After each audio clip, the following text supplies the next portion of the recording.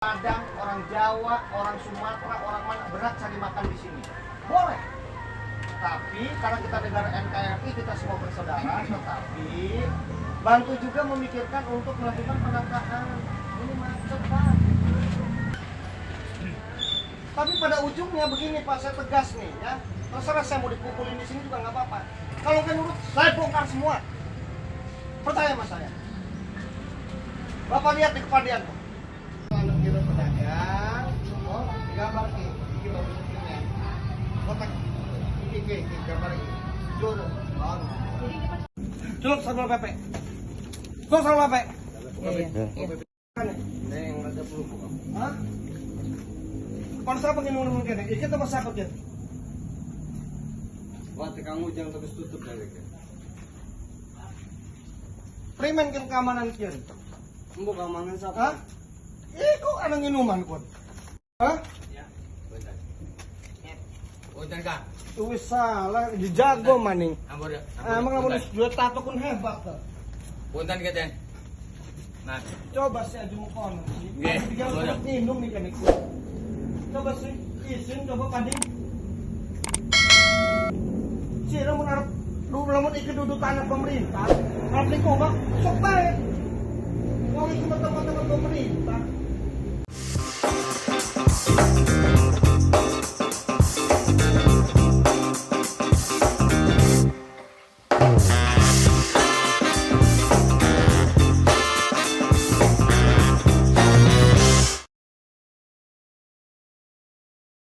Assalamualaikum warahmatullahi wabarakatuh. Waalaikumsalam. Apa kabar sahabat Pantau Podcast? Ini perjumpaan kali pertama kita di tahun politik, di tahun 2024, di mana di tahun ini kita semua disibukkan untuk jeli seksama memilih para pemimpin kita yang akan diharapkan dapat memberikan satu perubahan yang lebih baik di masyarakat. Nah, sahabat, dalam konteks tahun politik ini di seluruh wilayah NKRI tentu saja akan terjadi pergantian-pergantian kepemimpinan dari mulai pusat sampai daerah. Untuk membahas ini tentu saja sudah hadir tamu yang saat ini sedang viral, naik daun, kendati beliau adalah ASN. Nah, ini menjadi satu catatan, sahabat. Dalam diskusi kali ini kita temui bahwa tidak semua ASN ternyata bercitra negatif. Tamu yang hadir di studio Banten Podcast kali ini adalah seorang kepala dinas Koperasi UKM Perindustrian dan Perdagangan di Kota Serang yang telah banyak merubah wajah Kota Serang.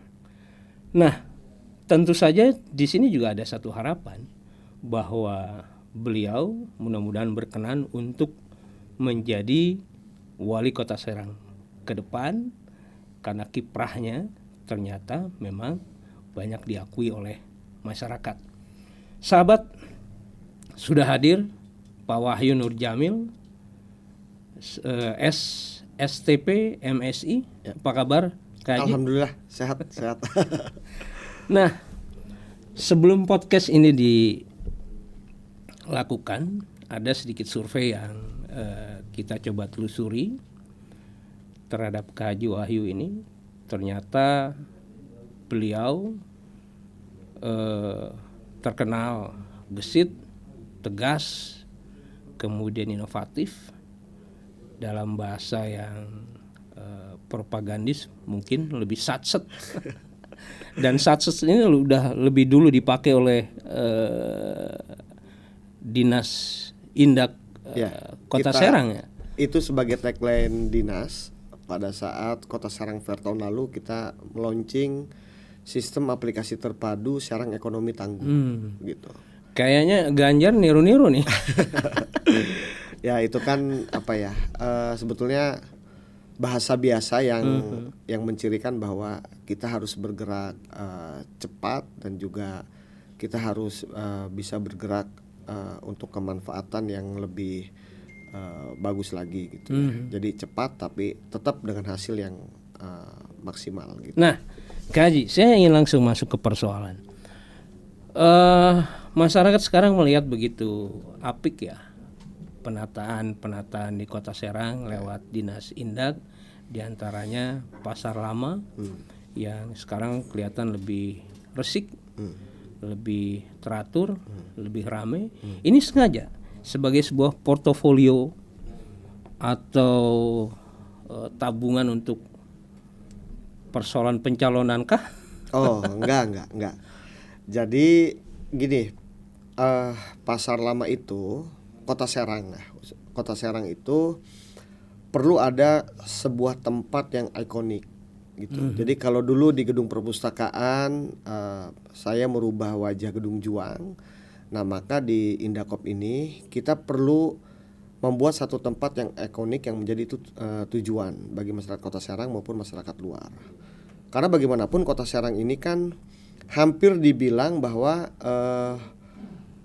masih perlu ruang-ruang publik lah begitu ya, untuk tempat makan, tempat kongkow, bercerita dan segala macam lah gitu ya. Nah, maka melihat dari itu kami di dinas mengeluarkan program terkait dengan penertiban para pedagang yang berada di bahu jalan.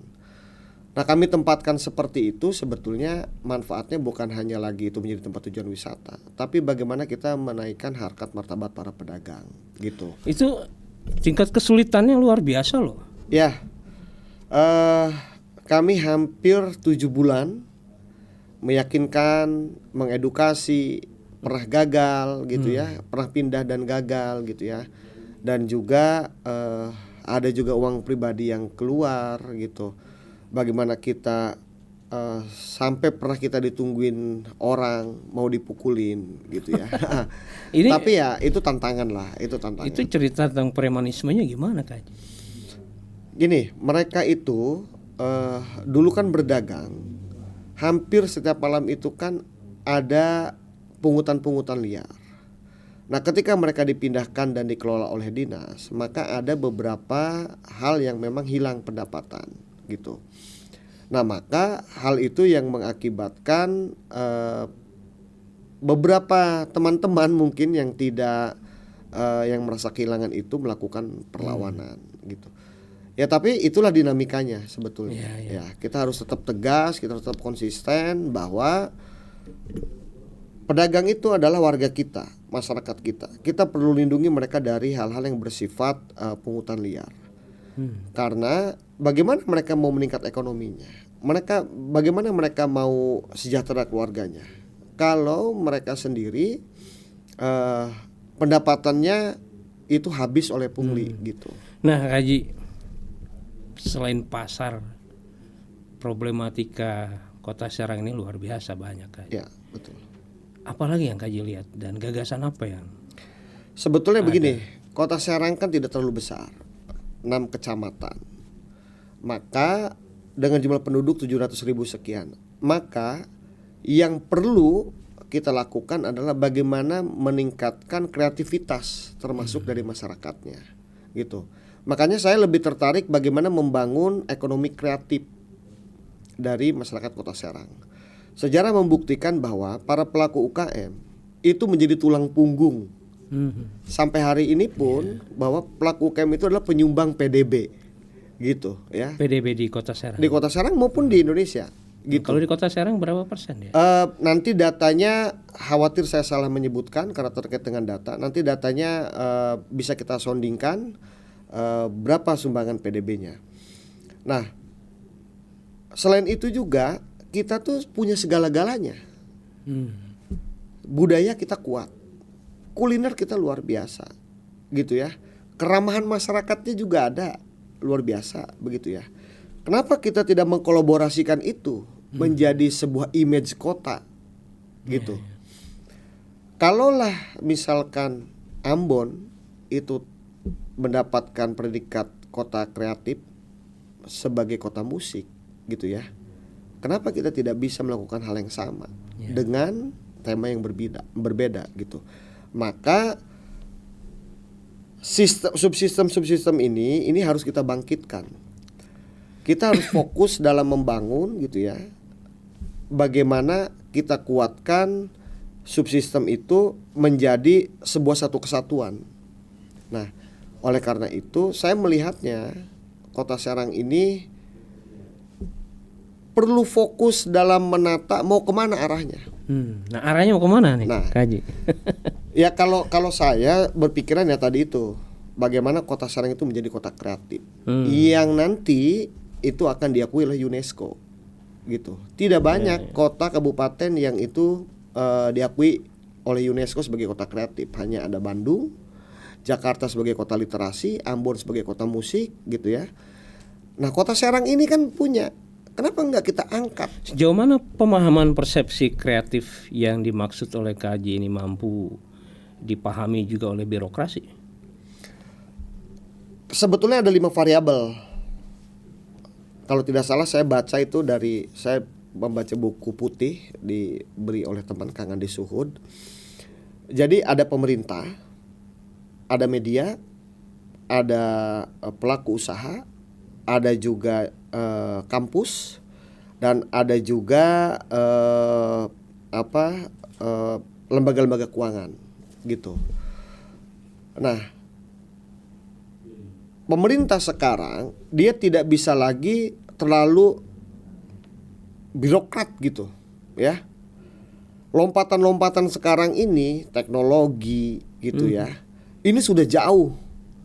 Nah, kalau kita tidak menyadur itu sebagai satu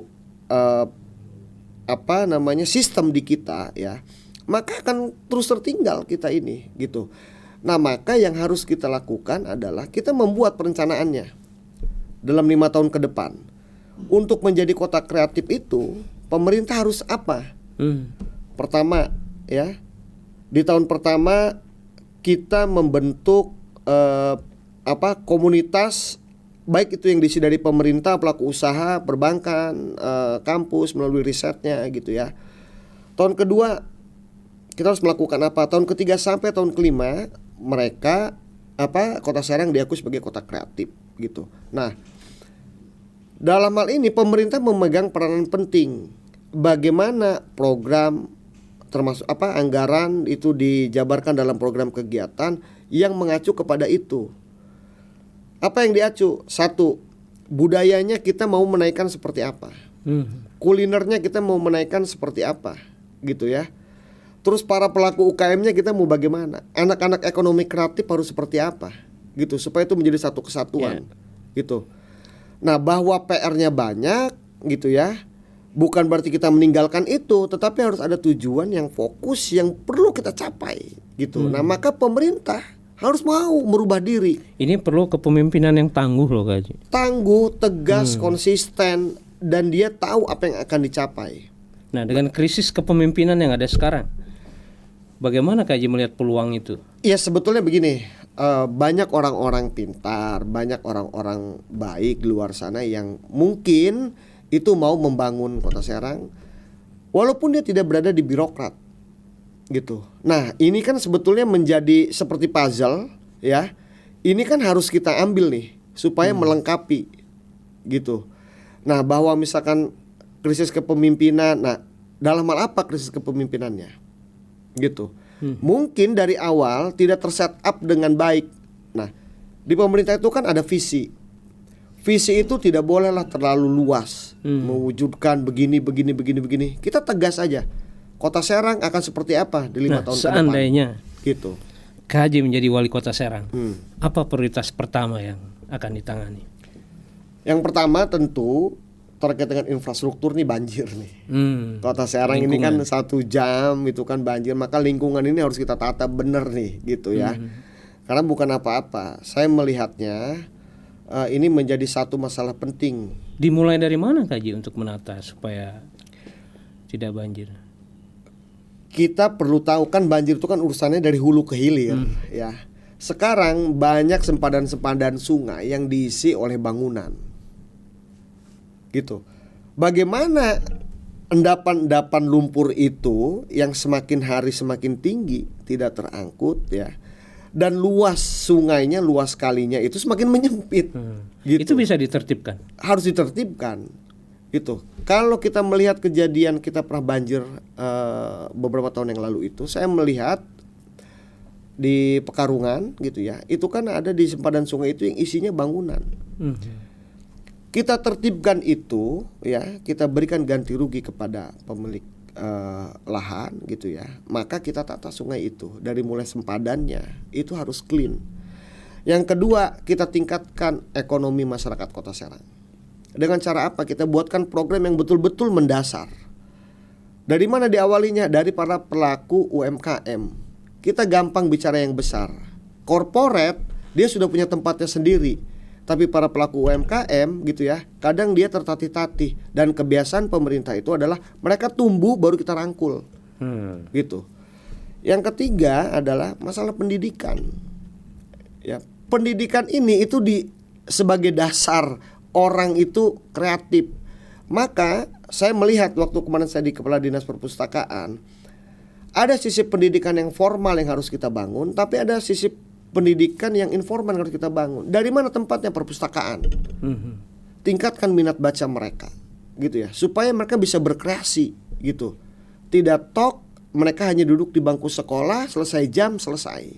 Bagaimana nasib pesantren tradisional dalam konteks pendidikan? Pesantren, gini, pesantren itu hal yang luar biasa ya. Jadi kan anak-anak saya juga di pesantren semua nih, dari umur 6 tahun gitu ya, saya masukin pesantren. Nah, pesantren itu memiliki tempat yang berbeda yang harus kita bangun tuh.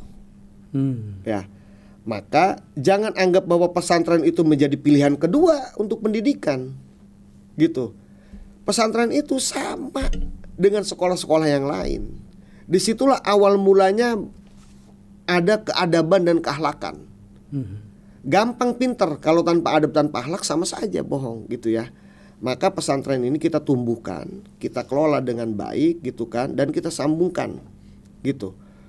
Pesantren ini sekarang ya banyak sekali peluang, dan alhamdulillah pemerintah pusat sekarang ini kan juga mengutamakan pesantren. Ya, ada hari santri gitu ya, bagaimana pesantren itu dikelola gitu ya. Nah, maka kita harus mencontoh itu gitu. Pesantren itu menjadi modal yang kuat dalam menciptakan akhlakul karimah anak-anak kita gitu. Kaji, kita masuk ke banyak persoalan di Kota Serang.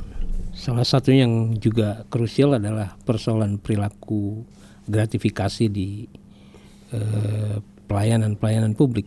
Gimana pendapat Kaji? Memang persoalan ini harus diberikan konsen yang khusus ya. Ini seperti sudah menjadi kebiasaan, sudah menjadi budaya bagi kita. Nah, sekarang kalau kita mau bersih, bersihlah dari atas. Gitu. Nah, ini catatan khusus. Ya. Kita harus komit dari atas tuh. Contoh apa? Janganlah gitu ya, sesekali kita untuk jabatan ya, itu kita membayar. Diawali dari kita. Alhamdulillah saya dari mulai staf, eselon 4, eselon 3, eselon 2, saya tidak mau membayar apapun untuk jabatan. Tapi di luar itu berarti terjadi Kaji? Ya pasti ada sajalah ya. Kan dunia ini berjalan kan tidak semudah yang kita kira lah. Pasti itu ada aja lah gitu ya. Dan menurut saya itu harus dipangkas. Jabatan itu harus sesuai dengan kompetensinya. Ya, biarkan mereka berkompetisi, mereka berlomba-lomba untuk berinovasi. Yang terbaik itulah yang mendapatkan jabatan. Jangan dipungut. Kenapa? Karena loyalitasnya mereka ya itu hanya sekedar nilai rupiah. Gitu. Bukan lagi bagaimana mereka bisa menciptakan inovasi untuk masyarakat Kota Serang. Karena yang dipikir oleh mereka adalah ketika mereka membayar untuk jabatan, ya, bagaimana saya harus membalikan uang tersebut. Dan saya beberapa kali teman-teman yang di bawah saya itu saya usulkan naik jabatan. Dan boleh ditanya, ketika mereka sudah naik jabatan, mereka datang ke saya membawa amplop gitu ya. Saya sampaikan, saya ini bukan orang yang gak butuh uang, tapi saya tidak pernah mau makan tulang anak buah saya sendiri. Kamu yang lebih butuh, silahkan. Itu karena uang itu bukan segala-galanya. Ini keren ini. Jadi satu kondisi objektif yang memang sahabat bisa saksikan bagaimana sekali lagi kita harus memilih calon pemimpin di tahun politik ini. Nah, Kak Haji, kalau melihat PAD Kota Serang, apa yang bisa Kak Haji sampaikan? Memang itu menjadi sumber utama masalah di Kota Serang. PAD kita walaupun terus meningkat setiap tahun, tapi memang belum maksimal tergarap. Contohnya apa? Ini yang saya pegang nih, hal kecil. Saya duduk di Indakop baru 1 tahun. Dulu saya lihat recordnya. Karena kalau kita mau melakukan sesuatu kan lihat dulu historisnya. Pendapatan asli daerah yang berhasil dipungut itu hanya tiap tahun tuh 700 juta rata-rata. Kecil ya? 1 tahun tuh. Dari mana? Dari Salar Pasar. Ketika saya masuk, itu 700 juta yang dulu itu sudah termasuk pungutan RAU dan pungutan Royal. Ketika saya masuk, saya harus membenahi. RAU saya cut pungutan salarnya. Royal saya cut pungutan salarnya. Kenapa? Karena secara aturan itu tidak bisa dipungut. Pungutan salar itu apa Kak Haji? Pungutan salar itu pungutan retribusi pasar. Oke. Pungutan retribusi pasar. Nah, ketika saya putuskan itu tidak ditarik, wah mulai muncul dari internal bahwa ada keberatan. Kenapa? Khawatir PAD ini nggak tercapai targetnya, gitu. Yang kedua, tentu dengan mitra kita di Dewan ya juga memberikan masukan bahwa ini tetap harus dipungut. Saya bilang begini, keberadaan saya di Indakop salah satunya adalah memperbaiki yang salah. RAU itu sudah di pihak ketiga kan, maka tidak boleh lagi dipungut oleh pemerintah karena itu seperti pungli terorganisir, pungutan 2 kali kepada para pedagang. Royal itu bukan berada di pasar. Para pedagang Royal itu beradanya di bahu jalan. Dan kalau dipungut sama dengan kita melegalkan, termasuk Jalan Ponorogo, Margasari. Tapi saya mengerti kekhawatiran mereka, jangan sampai ini PAD ini jadi berkurang, gitu.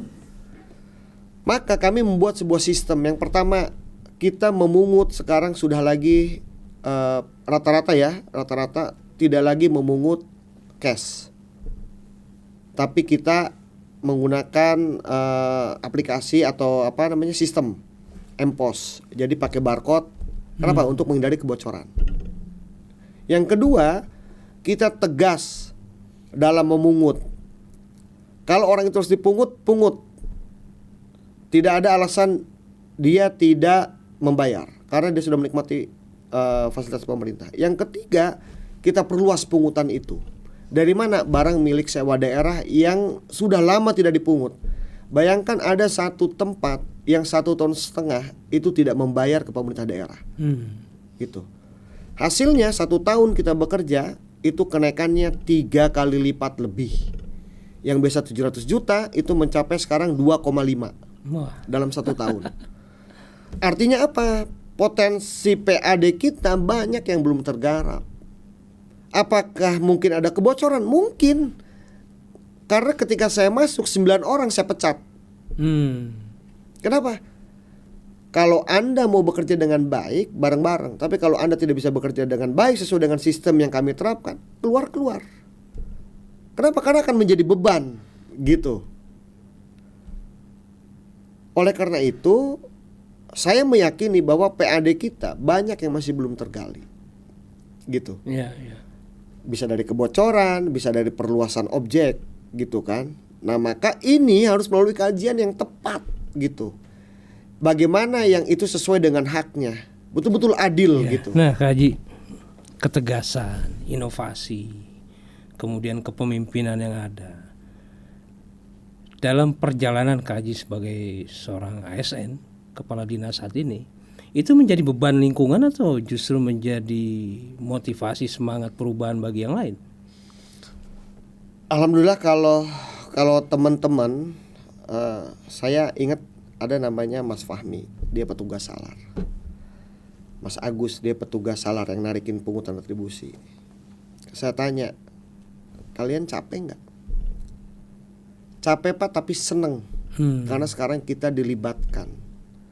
Ada beberapa hal pengalaman baru bagi mereka. Begitu, ya. Maka yang saya paksakan kepada teman-teman itu adalah inovasinya. Gitu ya, tuntaskan pekerjaan itu. Gitu. Dan alhamdulillah teman-teman welcome semua gitu, welcome. Ya mungkin karena melihat juga saya pimpinan, tapi saya sangat adil lah. Insya Allah saya sangat adil dalam menerapkan itu, gitu ya. Bagi bidang-bidang, kan kita membaginya di bidang-bidang. Yang tidak berinovasi, maka Anda tidak mendapatkan prioritas anggaran.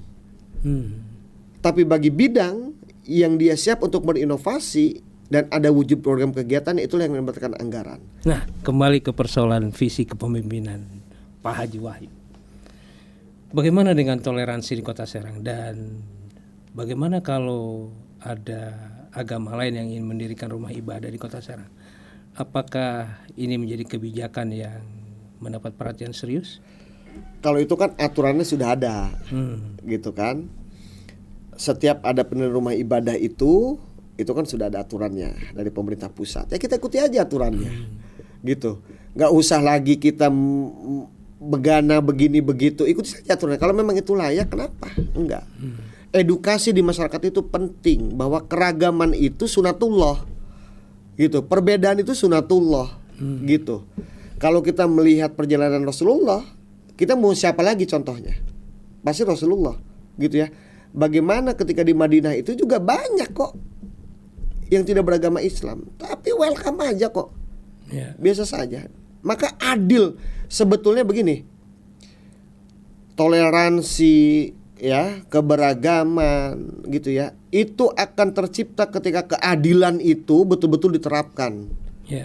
Nah, bahwa adil itu tidak sama rata, ya, adil itu menempatkan sesuatu pada tempatnya. Maka pemerintah itu ya harus berada di sisi keadilan itu. Kalau memang itu layak, kenapa tidak? Kalau memang itu memenuhi syarat, kenapa tidak? Gitu. Jangan sampai itu memenuhi syarat, tapi karena desakan salah satu gitu ya, pihak atau apapun gitu ya, itu membatalkan gini. Itu jadi tidak melegalkan sesuatu yang legal, gitu. Sekarang jangan ngomong gini, kalau ibadah itu kan hak, gitu. Kalau kita berbicara sekarang, banyak kok tempat hiburan malam di Kota Serang.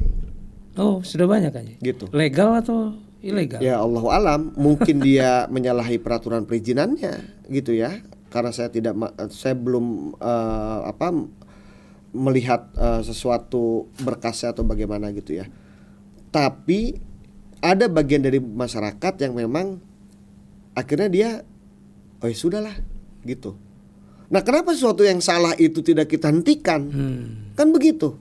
Hentikan saja kalau dia menyalahi peraturan perizinan. Misalkan untuk restoran ternyata dijadikan tempat dugem, gitu ya, tempat mabok-mabokan, sikat aja. Nah, Kaji, saya ingin kembali menggali persoalan visi kepemimpinan Pak Haji Wahyu.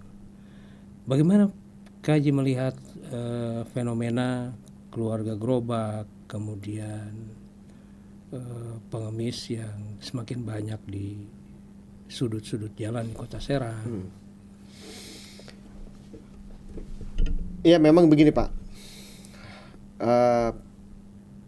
dinas sosial itu sebetulnya mempunyai peranan yang penting, gitu ya, yang memang ini harusnya menjadi satu kesatuan. Contoh begini, Dinsos dengan Dinas Tenaga Kerja itu punya irisan sebetulnya. Ketika ada yang seperti itu, gitu ya, yang memang dia dalam keadaan ekonomi tidak mampu nih, gitu. Apa yang akan Kaji Ya. lakukan? Maka yang pertama ini kita edukasi dulu, kita berikan fasilitasnya, gitu, kita berikan mereka fasilitasnya. Tapi yang betul-betul ya, yang memang dia itu bukan menjadi apa ya, hobi gitu, ya, memang betul-betul dia tidak punya gitu ya. Maka Dinsos ini, satu, kalau orang mau tenggelam, ya, angkat dulu dia supaya dia bisa bernapas sebelum dia mengangkat badannya. Kalau orang sudah tenggelam nih, nah maka Dinsos berikan dulu kebutuhan yang urgent untuk dia. Yang berikutnya dia pasti akan berulang kalau tidak punya pekerjaan, maka Dinas Tenaga Kerja berikan itu.